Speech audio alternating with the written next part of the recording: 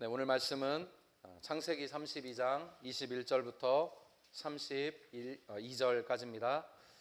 그 예물은 그에 앞서 보내고 그는 무리 가운데서 밤을 지내다가 밤에 일어나 두 아내와 두 여종과 11 아들을 인도하여 야복 나루를 건널세 그들을 인도하여 시내를 건너가게 하며 그의 소유도 건너가게 하고 야곱은 홀로 남았더니 어떤 사람이 날이 새도록 야곱과 씨름하다가 자기가 야곱을 이기지 못함을 보고 그가 야곱의 허벅지 관절을 치매 야곱의 허벅지 관절이 그 사람과 씨름할 때에 어긋났더라. 그가 이르되 날이 새려하니 나로 가게 하라. 야곱이 이르되 당신이 내게 축복하지 아니하면 가게 하지 아니하겠나이다. 그 사람이 그에게 이르되 내 이름이 무엇이냐?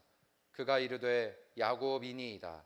그가 이르되 내 이름을 다시는 야곱이라 부를 것이 아니요 이스라엘이라 부를 것이니 이는 네가 하나님과 및 사람들과 겨루어 이겼음이니라. 야곱이 청하여 이르되 당신의 이름을 알려주소서.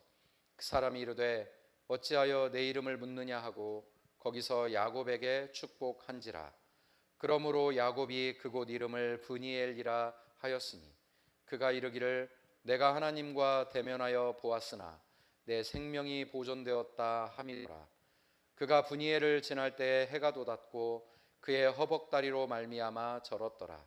그 사람이 야곱의 허벅지 관절에 있는 둔부의 힘줄을 쳤으므로 이스라엘 사람들이 지금까지 허벅지 관절에 있는 둔부의 힘줄을 먹지 아니하더라. 아멘. 성도 여러분, 혹시 인형 뽑기를 해보신 적이 있습니까? 네. 잘 뽑으시는지요? 저는 인형 뽑기를 한 번도 제 기억으로는 해본 적이 없는 것 같습니다. 네, 어쩌면 한두 번쯤은 해봤을지도 모르겠죠. 기억이 나질 않습니다. 왜냐하면 만약 거기서 제가 인형을 한 번이라도 뽑았더라면 기억을 못할 리가 없겠죠. 그런데 인형 뽑기를 하느라고 돈을 많이 쓰는데도 인형을 뽑지 못하시는 분들이 많이 있습니다. 그럼에도 불구하고 포기하지 못하고 어떻게든 계속해서 돈을 집어넣고 인형을 뽑아보려고 하죠. 그런데요, 또 어떤 사람들은 너무나 인형을 잘 뽑는 분들도 있지 않습니까? 적어도 3번에 한 번은 인형을 뽑는다 뭐 해서 인형 뽑기 정말 열심히 많이 잘해서 이렇게 뽑으시는 분들이 있습니다. 그 사람들을 보면 나도 할 수 있을 것 같은데 이런 마음이 또 들어오지 않던가요? 마치 기도가 그렇게 느껴지시지 않습니까? 누군가는 기도를 잘하는 것 같죠. 기도할 때마다 막 응답이 있는 것 같고 기도하면 하나님이 이런 음성을 들려주신다고 우리에게 말씀합니다. 그런 일이 없을까요? 아니요, 분명히 있죠. 하나님은 우리가 기도를 하더라도 우리 곁에 계셔서 우리의 기도를 듣고 우리에게 분명히 무언가 말씀하실 겁니다. 그런데 마치 인형 뽑기가 잘 안 되듯 될 것 같은데 그냥 감질맛만 나고 기도의 응답이나 하나님의 음성이 들리지 않고 살아가는 때가 많습니다. 만약 정말로 한 번 기도하면 그냥 응답이 되고 한 일주일 정말 하나님 앞에 기도했더니 하나님 앞에 기도한 대로 막 모든 것이 이루어지면 제가 오늘 이렇게 그래도 기도라는 제목으로 설교를 할 이유가 없겠죠. 기도의 응답이 그렇게 쉽게 우리 모두에게 잘 일어난다면 여러분, 제가 우리 기도합시다, 기도해야 됩니다라고 말하기 전에 알아서 여러분들께서 어떤 방법으로든 기도하실 겁니다. 왜 어떤 사람은 기도가 잘 이루어질까? 왜 어떤 사람은 이처럼 기도가 오랜 시간이 필요할까? 오늘 이 시간에는 여러분과 함께 기도에 대해서 함께 말씀 나누려 합니다. 기도하면 하나님이 들으시나요? 기도하면 하나님이 응답하시나요? 이런 마음속에 기도에 관한 여러 가지 질문들이 있겠지만 오늘 저는 야곱의 기도를 같이 여러분과 나누면서 그래도 우리가 어떤 상황에서든 기도해야 할 이유가 무엇인지를 나누려고 합니다. 하나님이 응답해 주시면 응답으로 인해 감사하죠. 이 설교를 우리가 듣고 마음에 새기고 말씀을 의지하면서 나도 하나님 간절히 붙들어서 그렇게 기도했더니 정말 응답해 주시더라. 그러면 너무 감사하죠. 그야 하나님 앞에 찬양할 일이고 우리 모두의 신앙이 더욱 굳건히 설 일일 겁니다. 그러나 혹은 내가 원하는 시간에 원하는 만큼의 어떤 기도의 응답이 이루어지지 않더라도 계속해서 우리가 기도해야 될 이유는 무엇인가? 이 야곱의 기도를 통해서 여러분과 함께 그 질문의 답을 찾아볼 수 있기를 바랍니다. 첫 번째로요, 우리가 계속해서 기도해야 될 이유가 무엇인가? 내가 어떤 것에 응답을 받고 너무 감사하고 기쁘고 좋더라도 계속해서 기도를 해야 됩니다. 또 다른 위기들이 우리에게 찾아오기 때문입니다. 기도는 일회성으로 끝나는 게 아니라 계속해서 우리가 하나님 앞에 가는 그날까지 꾸준히 하나님 앞에 시간을 구별해 해야 됩니다. 야곱의 인생을 보십시오. 그는 매 순간이 중요한 위기의 순간이었고 그래서 긴장의 끈을 놓을 수가 없었습니다. 오죽하면 그 인생은 태어나면서부터 형의 발목을 붙잡고 나올 정도이지 않았습니까? 어떻게든 정말로 그 어머니의 태로부터 먼저 하나님의 장자권을, 그 축복권을 받으려고 몸부림치는 인생. 그냥 잠깐 한눈 팔면 그걸 빼앗겨 버릴 것 같은 위기 속에서 늘 긴장하고 무언가라도 붙들고 살아야 되는 삶이지 않았습니까? 라반의 집에 가서 라반에게 속아 몇 년을 그렇게 봉사하고 어렵사리 결단을 내리며 겨우 라반을 피해 이제 아버지의 집으로 가게 됩니다. 그러면 좋습니까? 그러면 평안합니까? 형을 속여 축복권 빼앗고 도망쳤습니다. 라반의 집에 가면 평안할 줄 알았더니 속았습니다. 그곳에서 몇 년을 고생하면서 살아도 삶의 희망은 보이지 않습니다. 어느 순간 결단하고 하나님이 은혜를 주셔서 양을 자기 소유를 이끌고 나올 수 있게 되었습니다. 그러자 급히 또 삼촌이 따라 붙어서 막 위협을 하죠.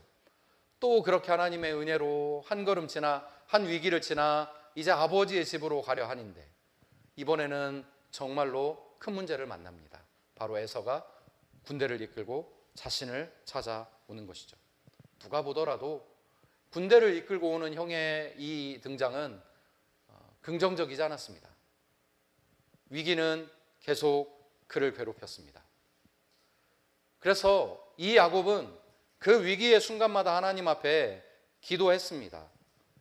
또 오늘 이 야복강가에서 다시 그는 하나님 앞에 기도합니다. 왜 우리가 계속 기도해야 되는가? 우리 삶의 문제는 언제나 끊임없이 계속 생겨나고 찾아오기 때문입니다. 이스라엘 백성들이 400년을 종살이 했습니다. 그 긴 고난의 세월을 지나고 나왔는데 단 3일 만에 하나님을 원망합니다. 무엇 때문에 원망했습니까? 마실 물이 없어서 원망했습니다. 우리가 세상 사는 게 별것 아닌 것처럼 보여도요, 사실은 늘 파도가 우리 삶에 밀려오듯이 계속해서 우리 삶에 크고 작은 문제가 찾아옵니다. 어떤 문제는 우리 힘으로도 능히 해결할 수 있지요. 그냥 감기가 걸렸다, 목 아프고 따끔따끔거리고 기침 나오고 힘들면 병원 가서 약지어 먹으면 일주일, 길어도 2주일이면 다시 회복이 됩니다. 그런 건 우리가 그냥 우리 힘으로도 얼마든지 해결할 수 있다고 생각합니다. 그러나 그런 문제들이 계속 찾아오면 결국 내 힘으로는 할 수 없는 그런 위기감이 찾아오죠. 큰 문제들도 우리를 괴롭히지 않습니까? 이거 하나 끝나고 나면 괜찮을 줄 알았는데, 이 시험 통과하면 괜찮을 줄 알았고, 이런 직장 얻으면 괜찮을 줄 알았는데 여전히 내 삶의 위기는 찾아옵니다. 항상 위기가 오니까 계속해서 기도하는 겁니다. 예수님은 공생애 동안 늘 기도를 강조하셨습니다. 그분은 삶으로 기도의 모범을 보이셨습니다. 귀신을 쫓아내는 힘도 기도에서 오는 거라고 말씀하셨습니다. 십자가를 앞두고 마지막까지 그분이 힘썼던 일이 뭡니까? 기도하는 일이었습니다. 겟세마네 동산에서 기도하는 일이었습니다. 성도 여러분, 우리 삶에는 예수님 못지않는 위기가 늘 있습니다. 예수님을 괴롭혔던 문제들도 있었는데 우리를 괴롭히는 문제가 없겠습니까? 난 아무 문제 없는데요. 맨날 평안해요. 그분은 정말 매일매일 하나님 찬양하고 감사하셔야 됩니다. 염려할 게 하나도 없는 삶이란. 그럴 수 없습니다. 뭔가 문제가 생깁니다. 관계가 틀어지거나 내 몸에 아픔이 오거나 어떤 근심이 오거나 나를 괴롭히는 어떤 일들은 끊임없이 끝났다고 생각하는 그 순간 또다시 새로운 문제를 만들어 나를 찾아옵니다. 그러니 기도해야 되는 겁니다. 예수님께서 우리에게 당신의 삶을 통해 본을 보여주신 것처럼 기도하지 않고는 우리가 이런 삶의 위기를 넘어갈 수 없기 때문입니다. 귀신을 내어 쫓으며 왜 우리 못했습니까? 주님 말씀하시죠. 기도 외에는 이런 유가 나갈 수 없다. 우리는 누군데 기도하지 않습니까? 왜 우리는 하나님 앞에 기도하는 일을 멈춥니까? 바울은 수없이 많은 순간 담대하게 복음을 전했습니다. 그는 자신이 죽는 걸 두려워하지 않았습니다. 복음 때문에 예수 이름 전하다가 감옥에 갇히고 매를 맞고 그래서 죽을 수 있다는 사실을 알아도 그것을 두려워하지 않았습니다. 그런데요, 그 바울이 그렇게 하나님 앞에 죽음을 염려하지 않고 열심히 사역했던 바울이 사실 성도들에게 가장 간절히 원했던 게 뭔지 아십니까? 기도였습니다. 바울은 편지를 보내며 이 성경을 쓰면서 나에게 돈 좀 보내주시오. 나 언제 어디 몇 날 며칠에 어디로 가는데 거기서 가면 너무 지치니까 나 거할 좋은 호텔 마련해 주시오. 내가 어디 가야 되는데 뱃삭 없으니까 거기까지 갈 배편 마련해 주시오. 이렇게 성도들에게 편지를 보낸 적이 없습니다. 그런데 그가 교회 성도들에게 부탁한 딱 한 가지가 있는데 그게 뭐냐면 나를 위해 기도해 달라고 하는 부탁이었습니다. 굉장히 많은 곳에서 그렇게 기도를 부탁한 대목들이 나옵니다. 특별히 에베소서의 한 구절에서 이렇게 바울이 말합니다. 감옥에 갇혀 있습니다. 근데 그가 말합니다. 나를 위하여 구할 것은 내게 말씀을 주사 나로 입을 열어 복음의 비밀을 담대히 알리게 하옵소서. 이 일을 위하여 내가 쇠사슬에 매인 사신이 된 것은 나로 이 일에 당연히 할 말을 담대히 하게 하려 하심이라. 내가 이 일을 위하여 쇠사슬에 매었다. 근데 그 쇠사슬에 매어 있으니까 이거 풀어달라고 빨리 좋은 변호사 없는지 소개해달라고 구한 게 아니라 기도해다오 복음을 담대히 전할 수 있게. 여러분이 그렇게 기도해 주십시오.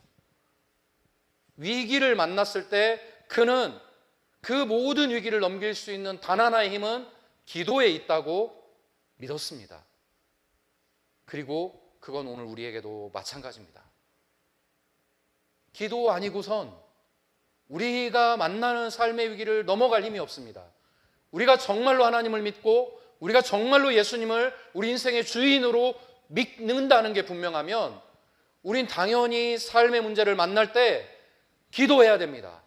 기도는 인형 뽑기가 아닙니다. 감질감질 나고 될 것 같은데 나는 안 되나 보다가 아니라 주님이 우리 곁에 계시니까 그 기도를 통해 일하시니까 주님은 반드시 응답하시니까 우린 기도해야 되는 겁니다. 감질만 나서 안 되는 것 같은데 이거 금식도 해봤는데 이거 한 달 내가 기도해봤는데 그렇다고 기도를 멈춰서는 안 됩니다. 계속해서 우리 삶을 괴롭히는 그 문제들이 끝나고 또 하나님의 은혜 아래 우리가 온전히 서기 위해선 기도해야 됩니다. 그 문제 지나가면 끝나면 더 이상은 기도하지 않아도 될 평안이 옵니까? 아닙니다. 언제나 계속 문제는 찾아오기에 우리는 기도로 무장해야 됩니다. 그래서 기도합니다. 사랑하는 성도 여러분, 야곱은 적어도 자신의 인생에서 이 순간이 위기구나 라고 생각했을 때 하나님을 붙들 줄 알았습니다. 밤이 새도록 씨름해 가면서까지 그분을 놓지 않고 나를 좀 축복해 주십시오. 적어도 야곱은 위기 때마다 하나님께 기도할 줄 알았습니다. 오늘 우리를 찾아오는 위기에서 우리는 어떻습니까? 하나님이 계시면 왜 나에게 이런 위기가 와? 우리 혹시 그렇게 스스로 낙심하고 원망하지 않나요? 성도 여러분, 누구에게나 위기가 옵니다. 겉으로 보기에 아무 문제 없이 기도하면 막 응답이 막 잘 되는 것 같고, 그런 사람들은 위기가 안 와서 하나님께 감사하는 게 아닙니다. 야곱처럼 위기가 오니까 우리도 주님께 기도해야 되는 겁니다. 그렇게 기도하며 나아갈 수 있기를 주님의 이름으로 축원합니다. 두 번째요, 왜 기도를 계속해야 되는가? 위기가 찾아오니까 기도한다면 그건 참 괴로운 일일 겁니다. 두 번째 이유가 있습니다. 그 위기 속에서 내 곁에 계시는 유일한 분이 하나님이니까 기도해야 된다는 겁니다. 여러분, 우리 가운데 위기가 찾아왔을 때 아까 말씀드린 대로 어떤 것들은 그냥 내 힘으로 해결할 수 있는 게 있어요. 근데 굉장히 많은 부분들을 그냥 내 힘으로 해결할 거라고 생각한다면, 아니면 내 곁에 어떤 위기가 생길 때 누군가가 내 옆에 든든히 서서 늘 나를 도와주기만 한다면 그 사람은 아마 기도하지 않을 겁니다. 왜? 내 곁에 아빠가 나 도와줄 건데, 엄마가 나 도와줄 건데, 우리 집 누군가가 나 도와주는데, 이 일은 나도 할 수 있는데, 뭐 누구 친구 누가 있으니까 나 도와줄 거야. 그런 사람들이 언제나 언제까지나 여러분과 함께 합니까? 아닐걸요. 그런데 우리 곁에 늘 변함없이 위기 속에 항상 그 자리를 지키고 계신 분이 계십니다. 그분이 바로 하나님이십니다. 계속 기도해야 될 이유는 위기 속에선 오직 하나님만이 우리와 함께 하시기 때문입니다. 야복강가에 하나님이 야곱을 찾아왔습니다.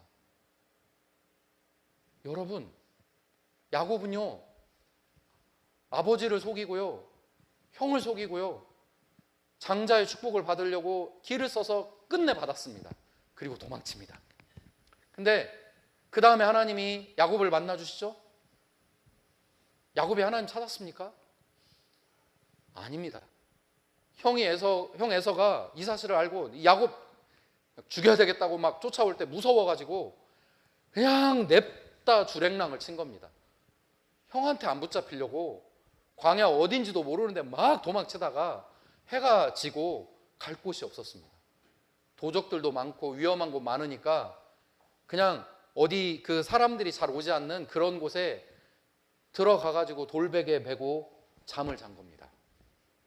근데 그때 그 위기 속에 누가 계셨습니까? 하나님이 계셨습니다.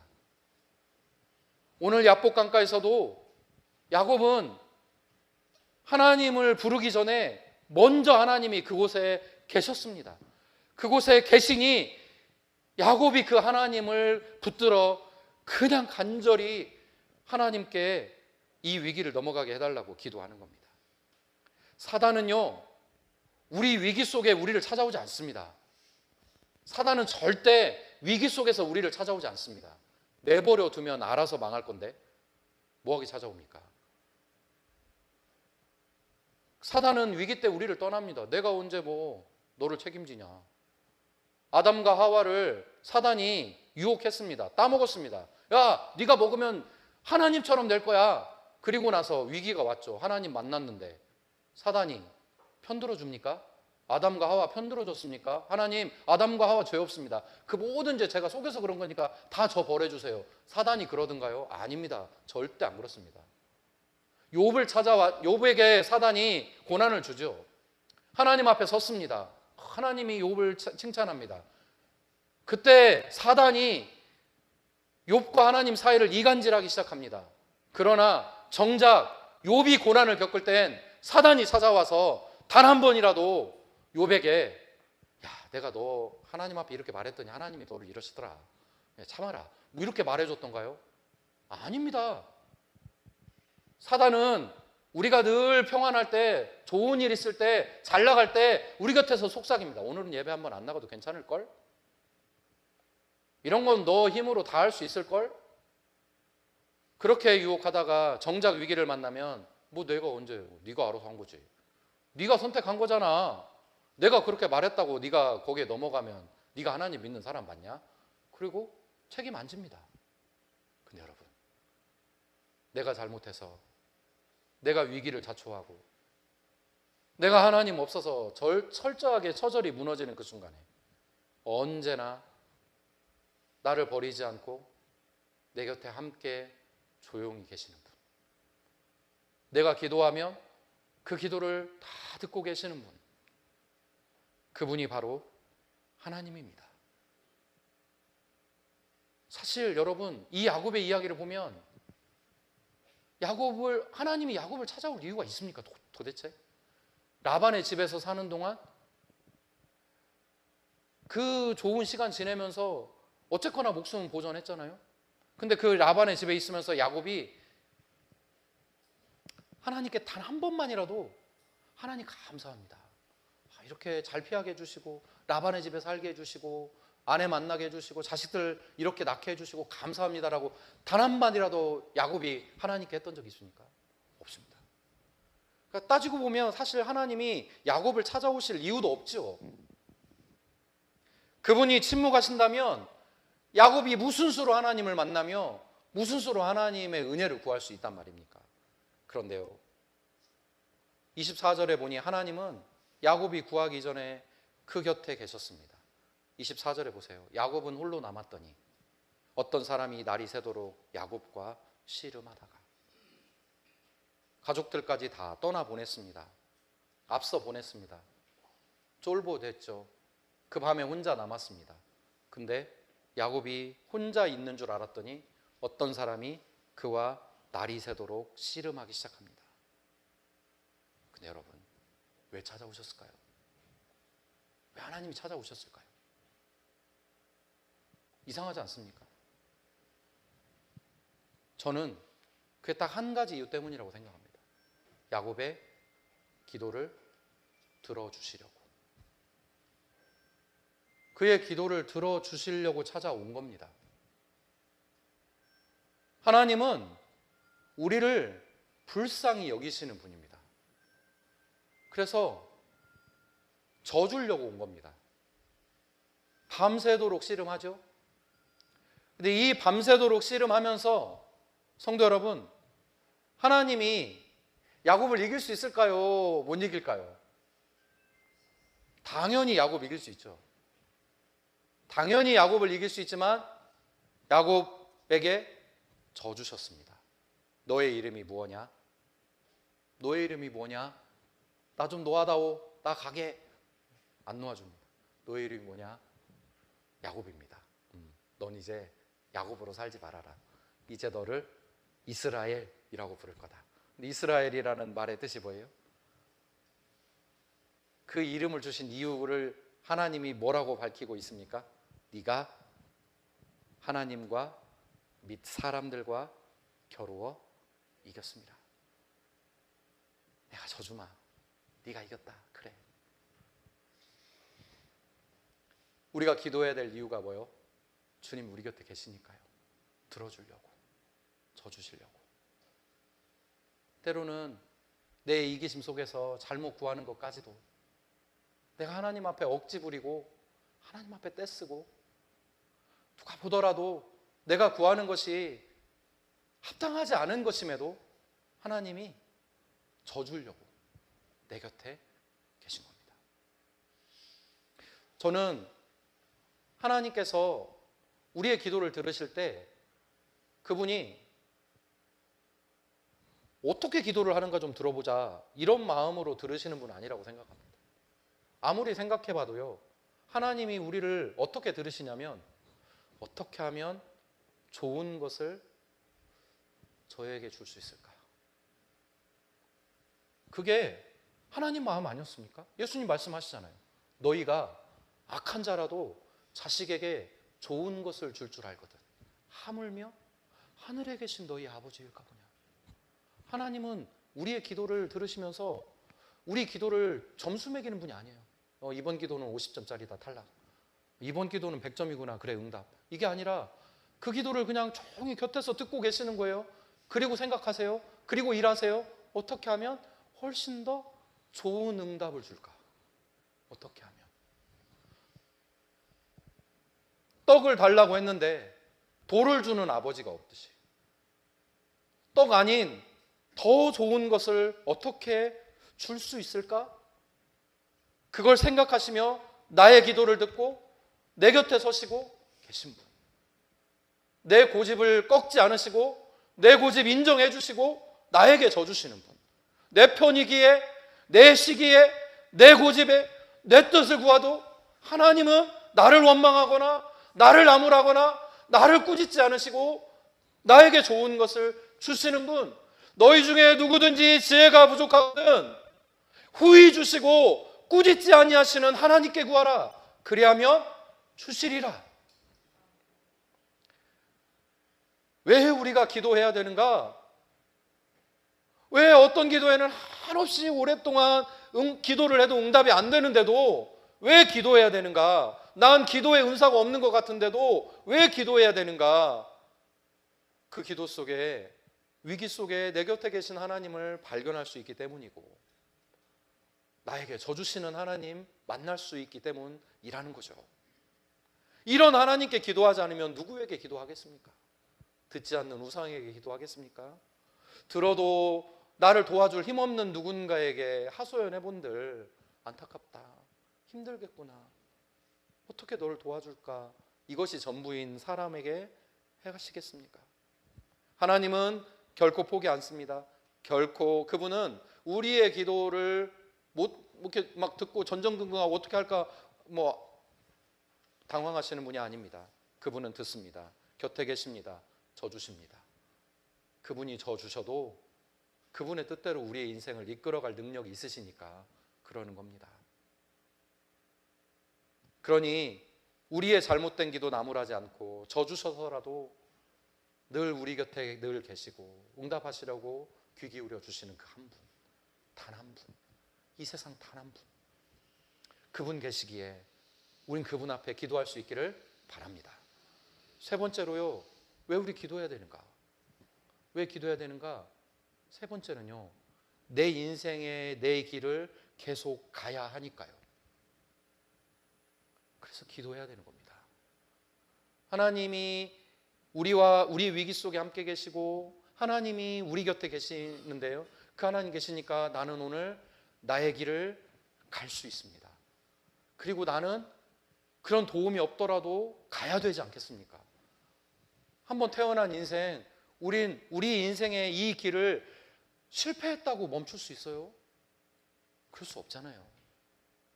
시험 한번 낙방했다고 그냥 모든 거 다 포기하고 내 인생 끝이야 하고 그냥 끝하고 끝낼 수 있습니까? 인생은 그럴 수 없는 거잖아요.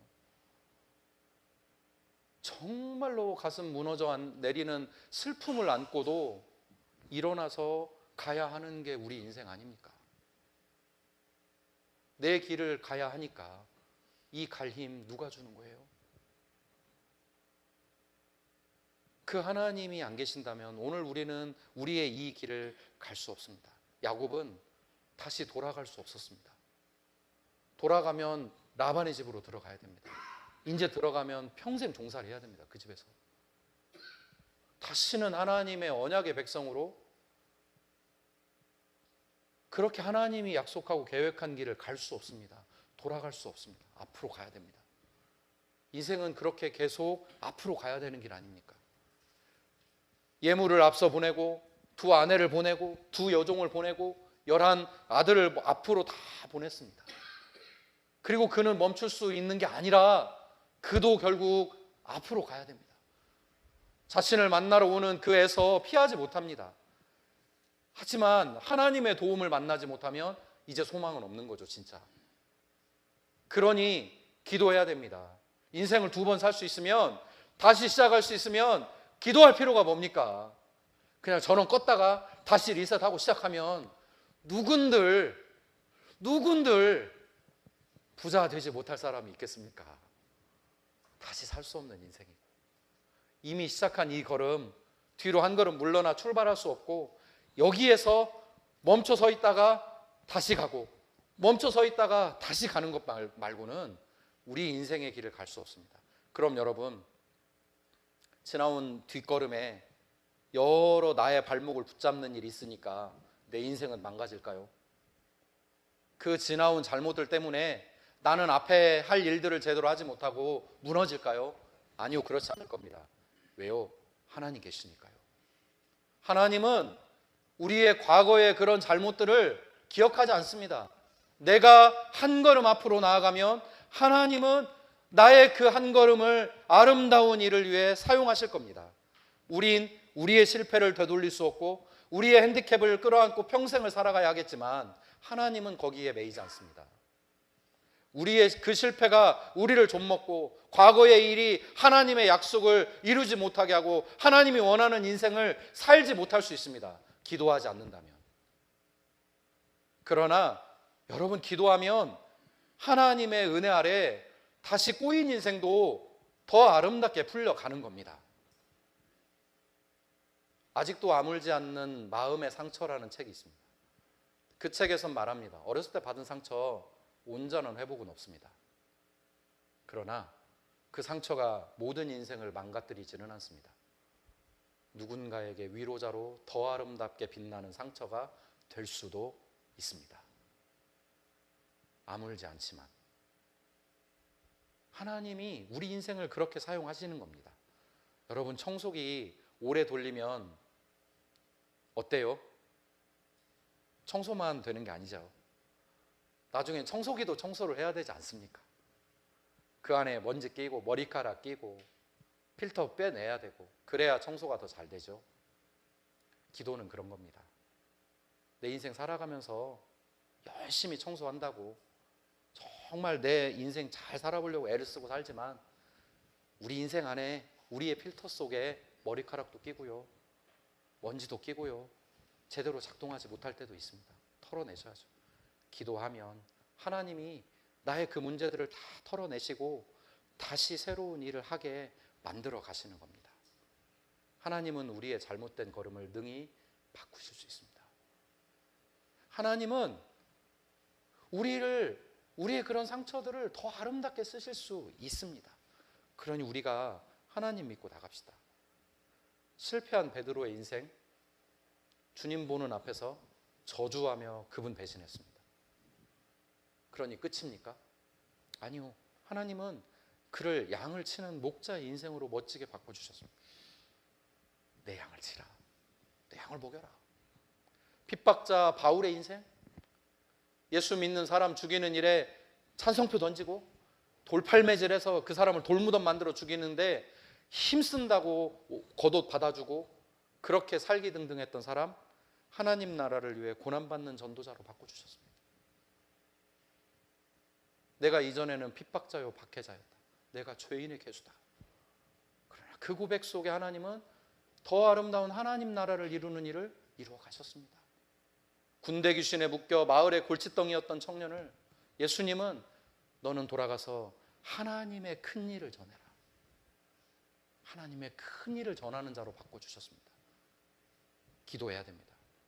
그 기도의 자리로 나가는 사람, 하나님이 더 아름다운 은혜의 자리로 바꾸십니다. 야곱을 보십시오. 이 야복강가가 그의 인생의 끝이 아닙니다. 잘못 살았습니다.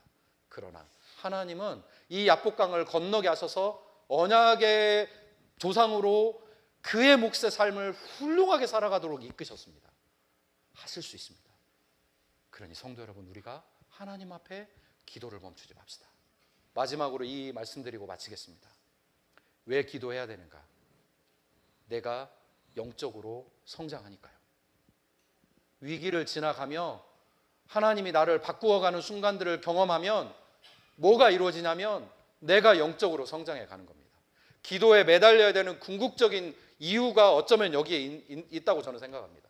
하나님이 우리를 말없이 찾아와 주시고 계속 곁에 계시고 나의 기도를 들으시고 나의 기도를 통해 일하시는 정말 중요한 이유는 내가 영적으로 성장하도록 돕는 일이기 때문에 그렇습니다. 그러니 기도해야 됩니다. 야곱이 기도하는 이 순간은 위기였지만 이 위기가 지나면서 그는 하나님의 약속을 이룰 수 있는 사람으로 성장해 갔지 않았습니까? 그게 기도의 정말로 놀라운 묘미인 것이죠. 기도해야 됩니다. 그래야 우리 성장합니다. 기도하지 않아도 성장할 수 있는 사람은 없습니다. 이번 야복강가에서 기도는 씨름이었지만 그 결과로 야곱은 이스라엘이라고 하는 이름을 얻는 성과도 있었습니다. 한 단계 성장했죠. 내가 하나님을 보고도 죽지 않았구나. 그리고 그곳의 이름을 분이엘이라고 불렀습니다. 여기에서 내 믿음이 한 번 더 성장했다.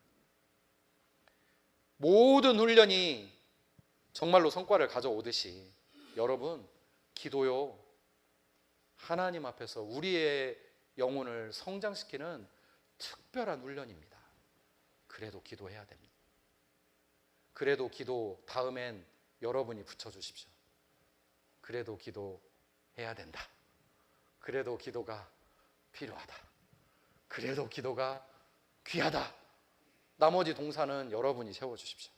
그리고 그곳에서 여러분이 성장할 수 있기를 주님의 이름으로 축원합니다. 기도를 통해 더 나은 우리가 되어 갑시다.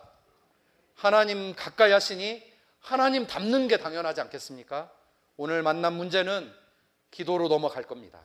그리고 그 넘어가는 순간 더 단단해지고 더 단단한 믿음의 반석 위에 서 있으시기를 주님의 이름으로 축원합니다.